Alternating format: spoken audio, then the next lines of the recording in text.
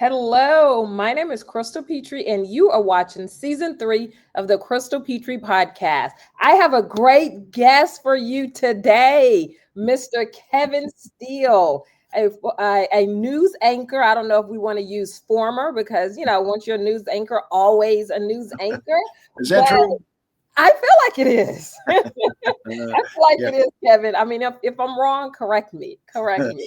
So Uh, great to see you, Crystal. Yeah, yeah. we appreciate it very much. And the way the media is evolving, I guess you're kind of a former and you're kind of a current. We're doing this, so I guess Yes. the term anchor is a little bit of a elusive thing anyway, right? Because you're an anchor right now, so I to know. speak, Oh, right? I So never thought about that. I always yeah, just consider sure. myself a host. Yep, yep. So it all works. The new media, which we feel as if we're a part of, the new media is going to call an anchor a different thing, and reporters will be a different thing, and so it's all Absolutely. evolving right now. But As in the it new media, should.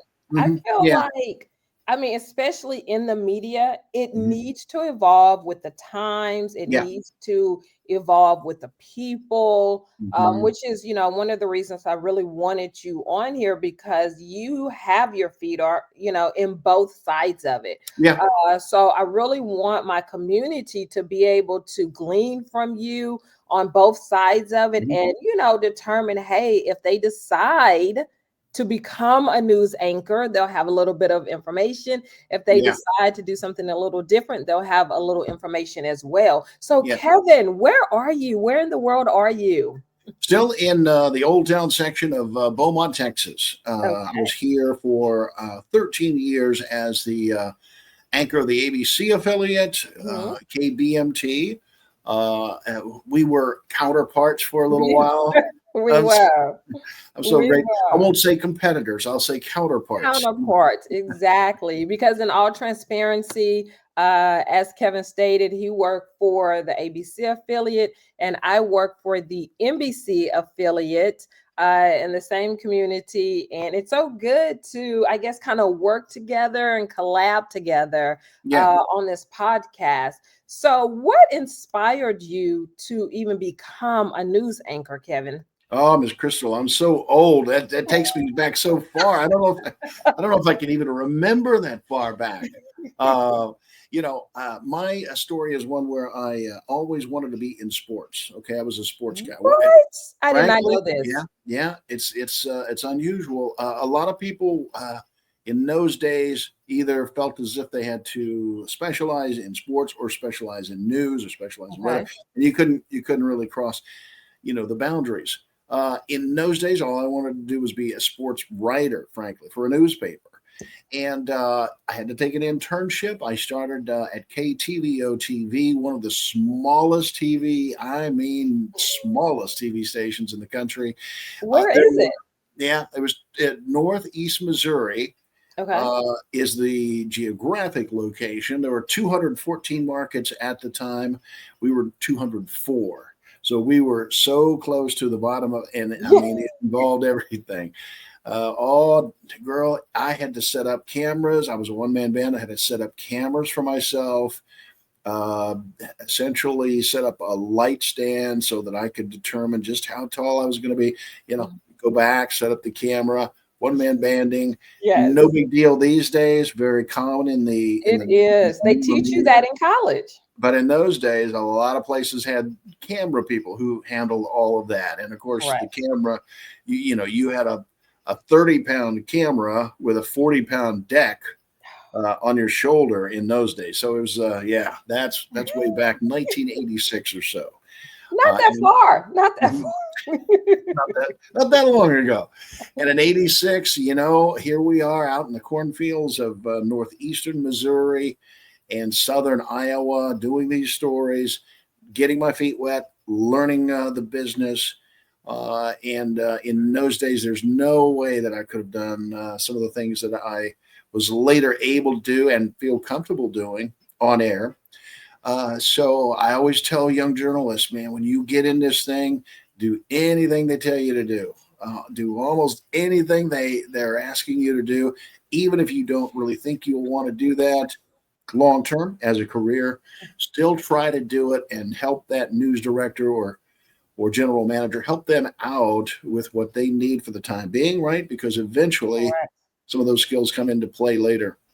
I remember when I first got my first job in television, a reporter told me, his name was Rozelle Gatson. He said the best thing that could ever happen to someone in media was to get a key to the A key, building. a key to the building. Yeah. Get a key to the building, because once you get a key to the building, just like you said, Kevin, Yeah. you have access and you have Yeah. the opportunity to do whatever it is that they're asking you to do Mhm. because you got the key to the building. I believe that is still very much the case, right, Crystal? Yes. We just get ourselves in the door, and once we're in the door, then we can take it in the directions that we want to. But I did for almost 10 years. I did nothing but sports in various television markets around the country. I was sports. I was the number 4 sports guy in a 4-man team at K-Hog TV in Fayetteville, Arkansas. I worked in sports in Joplin, worked in sports in Lubbock, and that's all I wanted to do in those days. But having learned all these other skills, the one-man banding and that kind of thing, both the videography as well as reporting on air, I eventually built up, some of the skills necessary to move on into news and be a news anchor, which pays a lot more money, or did in those days. And I so, think it it still was very does. helpful. Yeah, Did very you helpful in that way. go to school Went to for Truman State. journalism? Truman State Mass Communications was the actual degree, with an emphasis in marketing, public relations, right? So we had various different things that we learned. But one of the best things, Crystal, and it dovetails very, very closely with what you were just saying.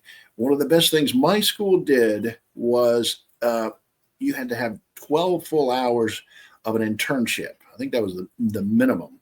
12 Yes. full hours of an internship. So that internship I ended up taking at KTVO TV, which again, I wasn't even really thinking seriously about television, but I had to take that in television. And so that really set off the career in television, because from there I learned a lot of what I would need to know to have a career in TV. Even though in those days I just wanted to get I wanted to work really hard to get a lot of hours of A on that internship, right? And in so doing, bring the GPA up. Right. Uh, that Yes. was the whole plan. And Yes. they took it like sincere devotion to television news, thank goodness, and hired me on. Literally, in fact, I covered my own college graduation as a story that night. No, you didn't, Kevin. Yeah, yeah. I covered my own college graduation as a news story for Channel 3 that evening, and just I had they were paying on the internship at the end of my period there, and it seamlessly just moved right into a regular job. And that's Mhm. exactly what happened to me. I'm so excited to have you on here. I know I've said this because it allows me to, just kind of go back to the times when I was in traditional media Uh-huh. myself. But my college, Lamar University, did the exact same thing. You Uh-huh. had to get an internship, and I got an internship with Kev DM Mm-hmm. I did it with Kev DM, and then I moved over to the NBC affiliate, did the Mm-hmm. internship. As soon as I graduated, the NBC affiliate hired me. Yeah. I feel the same way you feel, Kevin, that internship was one of the best things that could happen to me as I was getting my journalism degree. Irreplaceable. The great schools, the University of Missouri, for Mhm. example, Arizona State University, some of these great schools that churn out, they're kind of little factories for journalists. The great schools that churn out great journalists all have those internships, and they put people to work. And pretty early on, if you sort of have what it takes to make it in that business. And I believe it translates into all areas here. There's the hustle that's required, the preparation, the study that's required for what we're thinking of as traditional media is a way of life now, and it's for me and for many of us, and so that translates right into the digital sphere where the media is evolving and changing, but you use the same skills. Right. What skill or character trait, Kevin, do you think a person who wants to be a news anchor they must have? Natural curiosity. You must have an interest in Mhm. what's going on. And like I say, I had great interest in the early days in sports and what was going on with this team and that team, and what's the underlying reason why the St. Louis Cardinals are a great team, and then moving on to the Texas Rangers. Why were they a great team? Dallas Cowboys. We went to many camps like that. So you have a natural curiosity. I say a natural curiosity, or even a developed curiosity. Force yourself, as young journalists, force yourself to think in ways where you always want to learn more. Just learn, learn, learn. Some of the greats in this industry, historically, well before your day, my friend, uh, Peter Jennings, for example, one of my sort of heroes. I mean, he didn't finish college. He didn't have a college I did degree. not know that. Yeah, and he's reporting from the Middle East, and he had a back. His father was, I think, was in the CBC, the Canadian Broadcasting Company Corporation, and so he had a background in it, and he knew a little bit about it in that way, but he didn't have the formal training of a college education when he started with ABC News, and then eventually, rose to the point where he was the main anchor of ABC News, for goodness sake. And I believe a lot of it was, okay, hustle. He's a worker, man. Mhm. He wants to, and he has the natural curiosity. He wants to find out. And those skills are, I think, absolutely fundamental. If you, if you can't, you know, think in terms of learning more every day, you may or may not be set out for the business. And if you're not ready to hustle, it's going to be hard. It's a Right. competitive landscape. And have crazy hours. Yeah, You, I mean, the eating is not the healthiest because the hours are crazy. yeah, Your exactly. sleep schedule is completely off. So all of these things you need to take into consideration. Uh, Definite sacrifices. Yeah, Kevin, is it difficult to land a head anchor news job? very competitive. Yeah, very difficult. And I hope most young journalists won't think in terms of going straight into a main anchor job. I mean, there are unusual circumstances that happen at times. Hmm. Um, Not unlike maybe the entertainment industry. Sometimes people just luck into, they get discovered, they fall into it. One woman who was a tremendous anchor, very smart, very beautiful young lady, was a secretary at KSDK in St. Louis. She got, I think, one internship job in St. Louis, and reported then for just a little bit. But I mean, in 3 or 4 years, she was, a main anchor for the St. Louis. What was that? I can't remember the affiliate, but for KSDK TV. Well, that's a rare scenario. Karen Foss is a rare scenario. It happens, but it's rare. You should look at it like you are becoming a reporter, becoming a journalist, building your skills, and then moving. So if you think about it, yeah, we have roughly 270 million people in the country. Hmm.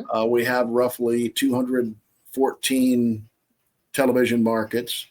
And so if you're one of the main anchors of one of these TV stations, it's statistically about like one in a million. So um, it's hard. It's hard to get that job. You very rarely get there without a lot of work, a lot of sacrifice, a lot of bad fast food, as you mentioned, but it can happen, and it regularly happens for the woman or man who works really hard and essentially fills the role that your station needs you to fill. Hmm. If you come into it with some integrity and you say, I mean, I've had several different times when somebody said, I need you to work a morning show. I said, I don't know that I can be awake for a morning show. Yeah. And they said, well, we really need you to work a morning show. So, yeah, you come in at 2 a.m. and You you do. work a morning show for 6 or 7 months. And I hated every minute of it. Various people have different views. That I hated every minute of it. And yet I worked as hard as I could on it. And then you can look back later and you can see how doing that really, really transferred into other possibilities, breaking news in particular. So, yeah, do what they need you to do.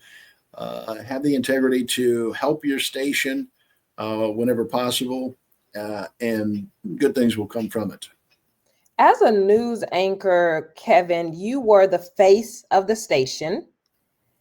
And I also felt like you were the trusted face of the community. So people trusted the news that you brought to them every evening, afternoon, and nighttime. Was that a heavy burden to bear, to be that trusted voice for an entire community?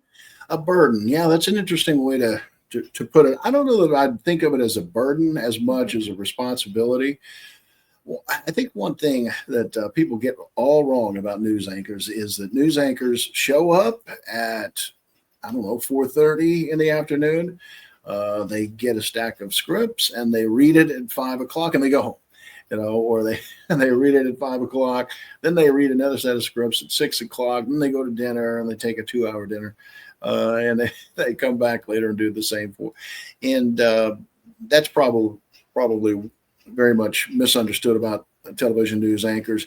Not only do we have a lot of study off camera, I think it's very few anchors, especially nowadays, that can walk in and just kind of read the scripts already prepared by producers and be successful at it. Now you're going at something altogether different. The sense of responsibility.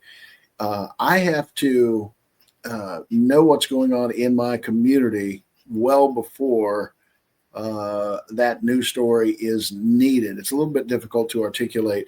What I'm talking about is knowing in advance what's going on in the world, more broadly speaking, and in our community. I need to know in the Southeast Texas area, I need to know in advance ExxonMobil has X number of workers and is one of the leading employers of the area, and here's the number to the terminal if there should be some incident, and to have all that knowledge well in advance. Well, that requires a lot of work when you don't need a story about ExxonMobil. You see what I mean? Yes. As we speak, and I know this will be aired at a different time, so I won't go into specifics, but just a few minutes ago from the taping of this broadcast, it was learned that a U.S. senator will be retiring at the end of his 7 House terms and 5 U.S. Senate terms. Well, 3 hours ago, right, nobody knew anything about his retirement. So people needed to know, if I were a news anchor for a commercial broadcast station right now, I would need to know a lot of information already about that U.S. senator and be ready to work with it, right? And then, of course, you research quickly, but you can't research quickly enough to where you can come in with a blank mind about matters and still be successful with it. You have to know a lot of what's going on. You have to read.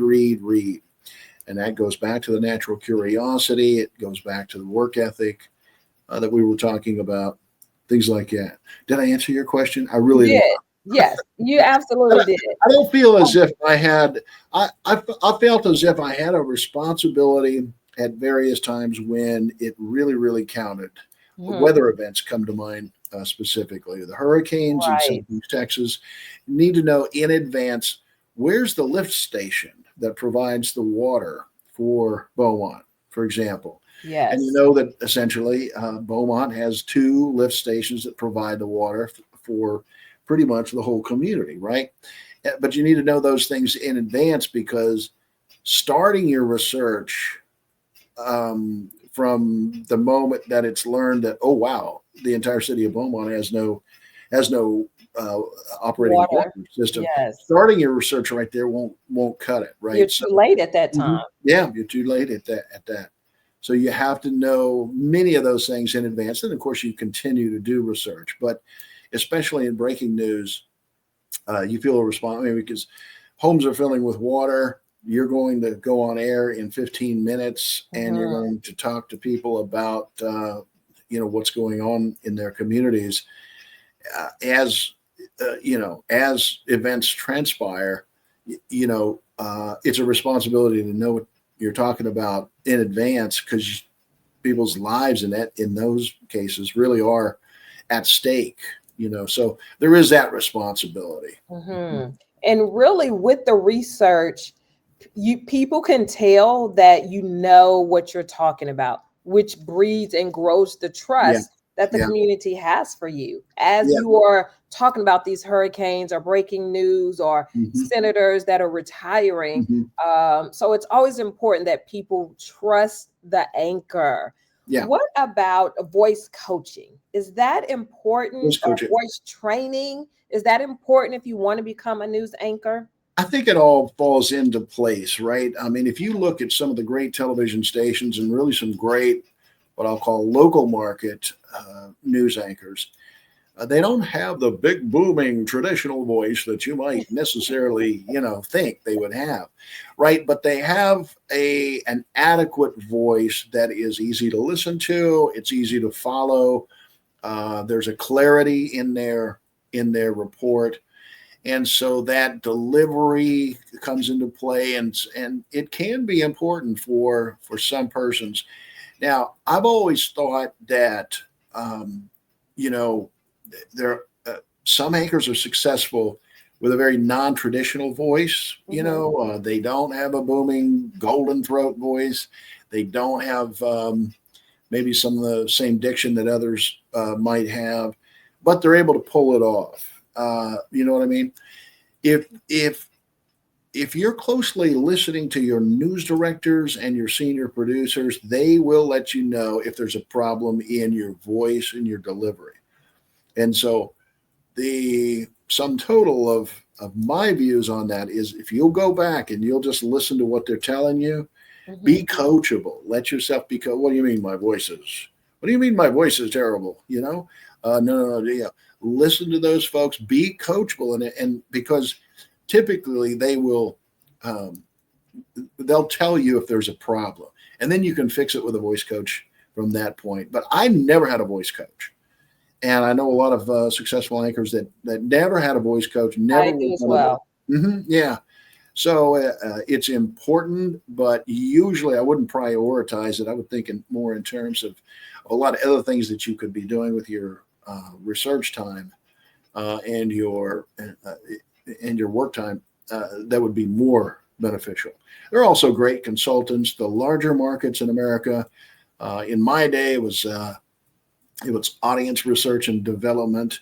There are Mhm. talent agencies that will work with you. Again, just sit, listen, do whatever they tell you to do. Try to do what it seems very unnatural. I need to change my voice up uh, and deliver in a different way. It'll seem very unnatural for a while. Just kind of work with it. Go with it. Do what they're telling you to do. Later, very often, even though it seems like the wrong thing to do, very often later, it turns out to be right, and you'll see it, and you'll be like, "Wow, I'm so glad that talent coach worked with me." You know. And gave you that information as Mhm, well. mhm. Kevin, what singular piece of advice do you think is the most important for someone that wants to be a head news anchor? Well, if they're going for an evening news anchor position in the modern way of news, I guess it would be to be as flexible as possible with all the different ways that this news media industry is evolving. You remember nowadays we don't really have the 4-hour news cycle that we had in most of my career, where you're going to have a top story, there's a second, there's a third, and then those stories are basically going to rotate in 4 hours as to what the big story is. Now now it's about a 1 hour news cycle, if it's that. Every hour, all day long, there's evolving news, and the way that different platforms handle that is crucial. So a news anchor these days won't be able to wait until the 5 o'clock or 6 o'clock, 10 o'clock news to be ready with a story. They may need it at 2 in the afternoon. With the industry evolving as it is, it's just even more critical that you're always up to speed on what's going on, what the news is. If you're not a news junkie naturally, sort of force yourself to be a news junkie, Right. and read and learn things you never think you'll ever use, because lo and behold, at some point, You will. you'll need it. Yeah, You it's the will need strangest it. thing. So Kevin, as I stated at the beginning, of our conversation, you used to be a news anchor, but I feel like once a news anchor, always a news anchor. But you have pivoted out of what we consider traditional media, your NBC, ABC, CBS News, and you are now in the digital space. How is that different from traditional media? So I think that it requires a different set of skills, but not a completely. I mean, it's a different set of skills, but a lot of the same components are there. Right now, you need to be able to deliver with your voice. You need to be able to have all the information at hand. But this is what we're doing right here. This back and forth that the viewers are seeing. This is available to a broad range of people nowadays. And so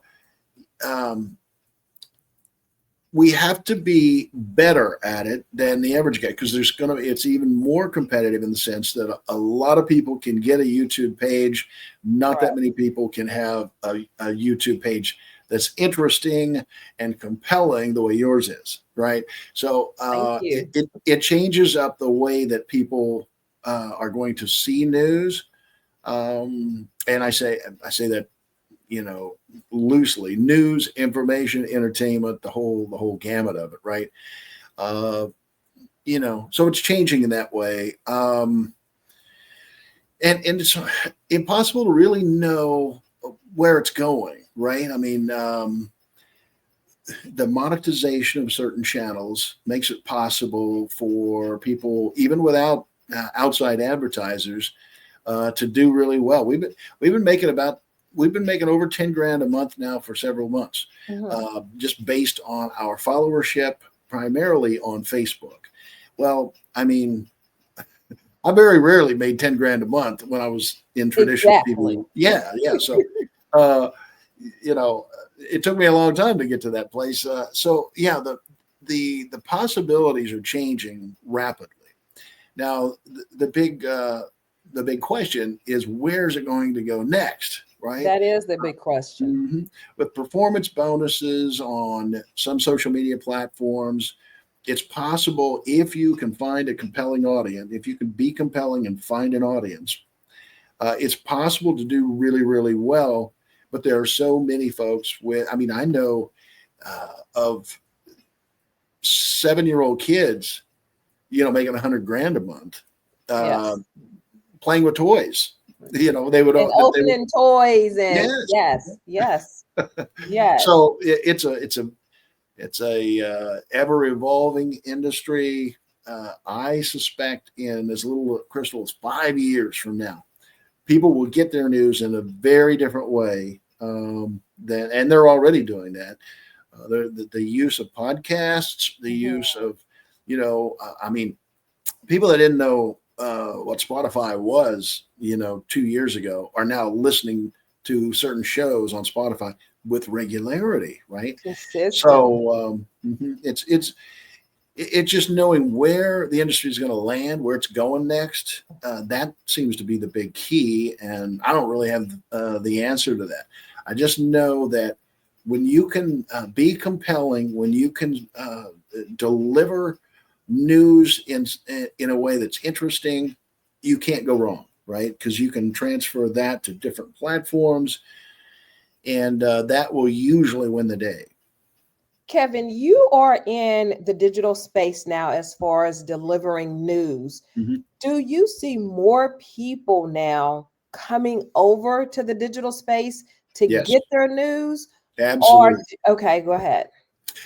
Absolutely. I know, and I don't necessarily recommend this. I really believe that, we're coming into kind of a period of time where people like to hear an echo chamber of their views and values a Correct. little bit. And that worries me a little bit because the traditional media was about objectivity and throwing out a broad range of stories and hopefully doing it in a very fair and balanced way, right?